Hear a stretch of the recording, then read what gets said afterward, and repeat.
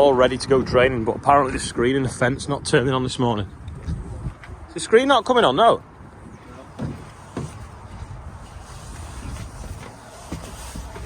It's on now. Yeah, it won't do anything.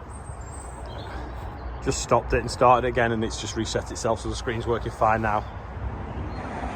Problem we've got, we put the other half of the laser controls for the drain in a safe place, and we can't find that safe place. So there's three of us now, been looking for 20 minutes to try and find a box that goes in the cab to make it work. This has arrived from Bateman. So I think it's my driver's kit for the sprayer. I didn't see the email saying to apply for it. So we've got a coat, t-shirt, I think it's a pair of overalls, knee pads for the overalls, a little book, and a dog bowl for Chester. That wasn't free though, I had to pay for that. We found the control box, we're just folding it down now, put a roll of pipe on, then we can get going hopefully. They're just sorting the chipper now as a bolt load they can't shift, so they've got the torque multiplier on it. Hopefully that'll shift it. Gonna try and drain that hollow there, this hollow there. Got the laser going now, just gonna dial the gradient in. Dropping the end of this ditch here, and then just go hopefully straight up the field, is the plan. James is over there now, we've got a flat laser flyer and right across to where he stood. He's gonna lift the remote up a foot, and then I'm gonna dial in a slope. And then we'll set off, and then hopefully the drain under the ground will slope all the way uphill. So in other words, the water will run all the way downhill into this ditch. We're going to actually follow the complete slope of the ground, so the drain will be the similar depth all the way over, because we've got 3 foot of fall. Doesn't look like 3 foot, but there is. So James is going to walk that now. There's a huge plate.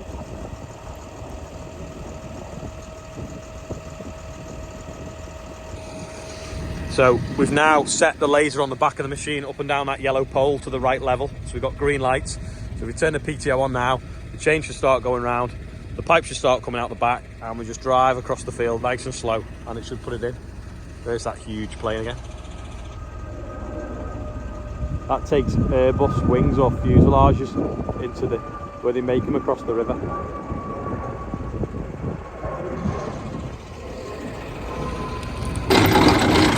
Another chain running now. Andrew's in manual mode on the joystick. He's just going to click it forwards now and off we go.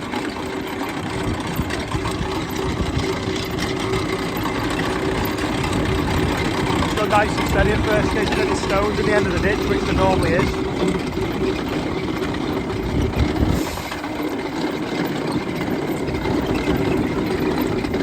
It's in auto! In auto, so now it's just dropped to the right level. Every time that red light comes on, it puts it down slightly on these rams here.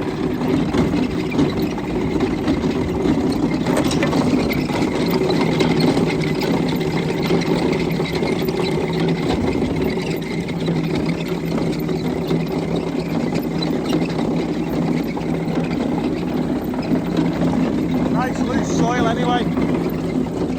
Going quite quick really. That'd take 10 minutes, a minute ago we've done it in like 40 seconds.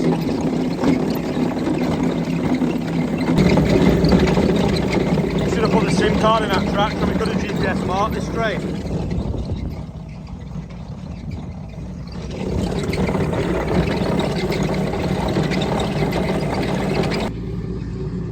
So he's set today, he's heading straight through here, so hopefully that'll dry this up nicely and we can sow straight down this edge next time. Because it looks green, but that's just weed where we've not drilled. You see where he's drilled round it. This is the bolt that they couldn't get out. Give up in the end and cut it off. Should have perhaps done it sooner if we'd have known how easy we could get it out in the other direction. Look how rusty it is. I swear it's had fertilizer in it or something. I'm just changing the team now.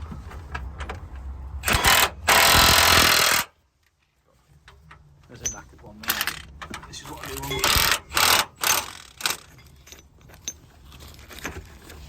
Bit of a difference. I just ruined your video. No, it's still recording. It's been noisy though.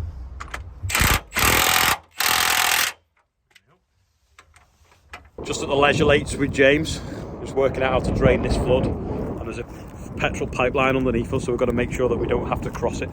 We think we can get it gone that way. That's the plan anyway. Just found one of the hoof prints. There must be some deer running around up here. We've not seen any while we're here though. Had some deer prints over there. Anyway, what is that off? See what you think them prints are off. Today's quiz question: is it a fox? Is it a wild cat? What is it? But it's pretty big. Put my foot next to the scale.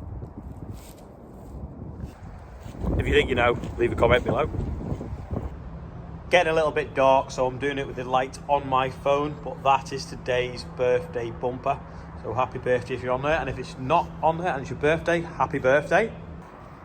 Got stuck in traffic on the way back from looking at that land that we're going to get drained. So they've done quite a bit of chipping while we've been gone. They've filled sort of the double chip bay and moved it over, ready to do some single chips so we can get rid of that huge mountain. Anyway, today I had the Moniford Farm meeting, so there's a few little highlights from that. Back in the late 1970s, under Dick Godwin and Gordon Spall, and then spent 28 years in my life deciding some differences. So I don't need to blather on too much about this at this point in time, but just bringing you back to a few basics. If you've got a middle plastic zone, if we lift it or drive over it, push it, no matter what we do to soil, when it's plastic, it tends to collapse. It tends to go straight in with a disc-based direct drill of some description. Might even be a rapid with a system just lifted nearly off the ground. It's probably worth pausing this and reading them because they're quite good final reflections. You are in the field and you choose a consistent place. Basically, dig a space with they do this AN one where you actually the AAN. So actually you send a sample away, so you get soil mineral nitrogen. Yeah. But also they do the incubator. At the Moniford Farm meetings, we're just looking around Bill's rape next door, which you've just seen. This is mine, still chewed because it's just a little bit sort of behind because he put some sort of bit more stuff on it in the autumn to get it growing. It's kept it enough for the pigeons not to land in it. They've landed in mine and just stripped it. And then we're on the first meeting of the year, like October, we had to predict the price of fertilizer for the last meeting, which was today. Anyway, as you can see, I won. And also I put the price of wheat as well, and I was pretty bang on with that as well. So it's a bit bad really. Last week I could have bought urea fertiliser at £750 a tonne, and I didn't because I think I've got enough for this year, but I thought, well, I could get a little bit more and then I've got some spare for next year in case it's going to go up even further if I've got somewhere to store it. But it was £915 a tonne today. So I said, well, I'll buy one load just so if I'm short, I've got some, and then, like I say, try and carry some over. Problem is, by the time they went back to say, yes, we'll have it, they've pulled the prices. So it's basically tomorrow it's going to go up again. It's just incredible what's happening at the moment. So I think even ITV News or Granada News are coming tomorrow to talk about that. And then also, they want to film something to do with the refugee aid. So the refugee aid is still in the shed, and there's still supposed to be more coming before it actually goes back out. Anyway, John has sent me this video.